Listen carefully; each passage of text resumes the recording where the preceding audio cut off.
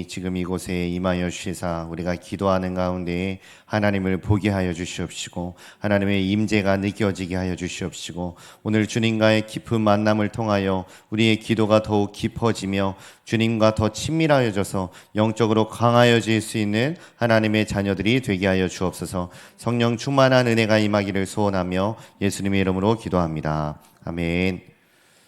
네, 오늘 새벽 기도의 사람들이라고 하는 제목을 가지고 함께 말씀 나누도록 하겠습니다. 우리 마가복음 1장 35절에서 39절 말씀 한 절씩 교독하도록 하겠습니다. 35절부터 39절입니다. 새벽 아직도 밝기 전에 예수께서 일어나 나가 한적한 곳으로 가사 거기서 기도하시더니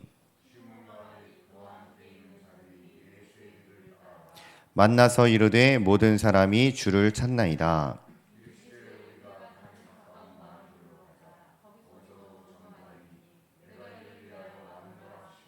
이에 온 갈릴리에 다니시며 그들의 여러 회당에서 전도하시고 또 귀신들을 내쫓으시더라. 아멘. 네, 오늘은 새벽 기도에 대한 이야기를 하고자 합니다. 새벽 기도를 한다는 것은 참 귀한 일이죠. 우리의 첫 시간을 하나님 앞에 올려드리는 그런 일인데 새벽 기도는 사실 한국에만 존재하는 기도이죠. 선교사님들이 아침에 일어나서 기도하는 것은 있었지만 한국에 선교를 오신 선교사님들이 아침에 일어나 기도하는 것은 있었지만 아침에 집회로 모여라 뭐 이런 경우는 없었습니다. 단순히 이제 그냥 자기들만 기도했는데 한국 교회 이제 한국 목사님들이 새벽 기도라는 걸 만들어 가지고 그때 사람들을 모으게 하고 그리고 함께 예배를 드린 게 새벽 기도의 유래가 되었는데요. 새벽이 주는 힘이 있죠. 오늘 말씀에도 보니까 예수님이 새벽에 일어나서 한적한 곳에 가서 이제 기도를 하시는 장면이 나옵니다. 예수님은 언제나 기도하셨죠. 새벽에도 기도하시고 한밤중에도 기도하시고 틈만 나면 기도하셨습니다. 예수님은 새벽에 특별한 목적을 가지고 기도하셨는데 어떤 목적을 가지고 기도하셨냐면 오늘 말씀에 그게 나와요.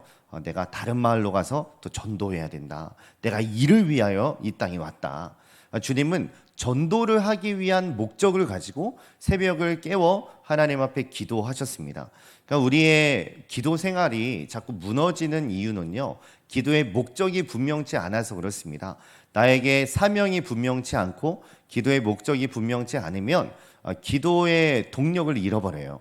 근데 우리 예수님은 전도하고자 하는 그 분명한 목적이 있으셨고 예수님이 늘 가는 방향이 있으셨기 때문에 사명이 있으시기 때문에 예수님은 새벽에 일찍이 일어나 그 하루를 하나님 앞에 드리며 영적으로 공급을 받고 하루를 시작했던 것입니다.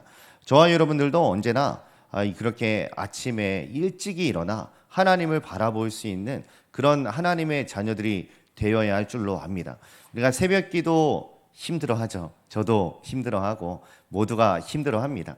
근데 이제 힘들어하는 것은 맞지만 새벽 기도가 힘들다라고 하는 인식 자체를 바꿔야 되는 것 같습니다.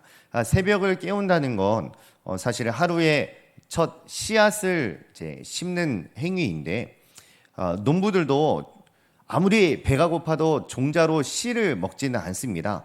왜냐하면 종자가 없으면 파종을 할 수 없기 때문에 그래요. 근데 우리의 하루의 시작을 기도로 심고 주님 바라보면서 시작을 한다는 것은 그날 하루를 온종일 하나님 앞에 드린다는 의미가 있기 때문에 새벽에 우리가 신앙의 행위를 하고 기도를 하고 말씀을 보고 찬양을 부르고 이런 것이 너무 귀하다는 것이죠. 제가 아마 예전에 한번 김유진 변호사라고 하는 분에 대해서 이야기를 나눈 적이 있는데 이분은 제가 보니까 정말 하나님이 이분의 인생을 이렇게 인도해 가시고 또 하나님이 쓰시는 분이더라고요.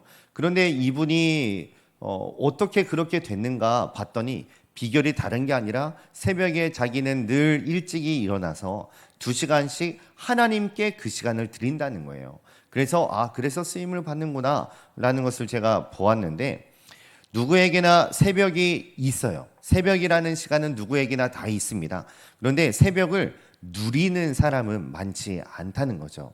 그래서 쇼펜하우어라고 하는 분이 평범한 사람들은 그들의 시간을 어떻게 시간을 보내지? 이거를 생각하면서 지낸다는 겁니다. 시간을 어떻게 보낼까? 그런데 진짜 비범한 사람들은 그들의 시간을 어떻게 사용할까를 생각한다는 거예요. 어떻게 이 시간을 때우고 보내고 이게 아니라 이 시간을 어떻게 하면 잘 쪼개가지고 사용을 할지를 고민을 한다는 것이죠. 우리가 똑같은 시간이라도 사용하는 방법과 태도에 따라서 시간의 가치가 달라집니다. 새벽을 그냥 잠을 자는 사람과 새벽에 일찍이 일어나 하나님 앞에 그 시간을 드리며 하루를 시작하는 사람과 그 삶의 질이 얼마나 다르겠습니까? 새벽은 능력을 얻는 시간입니다. 일을 하는 시간이 아니라 일할 수 있는 능력을 얻는 시간이 바로 새벽입니다. 그러니까 이랜드 박성수 회장이 신앙이 되게 좋은 거 모두 아시잖아요. 이분은 늘 새벽에 일찍 출근하기로 유명하신 분이었는데 하루는 직원이 이 회장님이 일찍 출근을 하니까 이 직원도 뭐 잘 보이려고 했는지 일찍 출근을 해서 업무를 시작하더랍니다. 그래서 이랜드 회장이 이렇게 얘기를 했대요. 새벽은 말이야 업무를 하는 시간이 아니라 업무할 능력을 얻는 시간이다. 그러니까 이 시간에는 영적인 행위를 해야지. 하나님 앞에 기도하고 말씀을 봐야지 업무를 하는 시간이 아니다. 그렇게 이야기를 하더랍니다. 제가 알기로 이 박성수 회장님은 자기가 회장이라는 이야기를 듣고 싶지 않아 하셨던 걸로 알고 있어요. 우리 회사의 회장은 오직 하나님이시다. 그래서 매 새벽마다 회장님을 만나러 가는 거죠.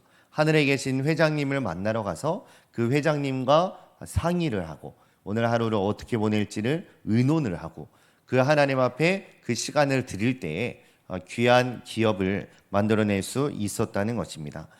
새벽은 인생과 영혼의 깊이를 측량할 수 있는 지혜의 지팡이를 붙드는 시간이라고 이렇게 적혀 있는데 마치 모세가 지팡이를 들고 출애굽을 하여 이스라엘 백성들을 이끌었던 것처럼 저와 여러분들도 새벽에 나와서 이 지팡이를 듣는 거예요. 하나님의 지팡이를 딱 들고 하루 종일 그것을 붙들고 살아갈 때 하나님이 함께 하심을 느끼고 하나님이 함께 하시는 그 하루를 보낼 때 하루의 가치가 달라질 수 있다는 겁니다.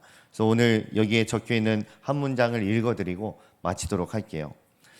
당신이 새벽을 소중히 여기면 새벽이 당신을 소중한 사람으로 만들어 줄 것입니다. 다시 읽어드릴게요. 당신이 새벽을 소중히 여기면 새벽이 당신을 소중한 사람으로 만들어 줄 것입니다. 저와 여러분들이 요즘에 새벽기도 많이들 힘들어 하시는데 새벽을 다시 회복시키시고 새벽에 다시 나와 함께 기도할 수 있는 우리 에그린 교회 되었으면 좋겠습니다. 우리 같이 이 시간에 기도합시다.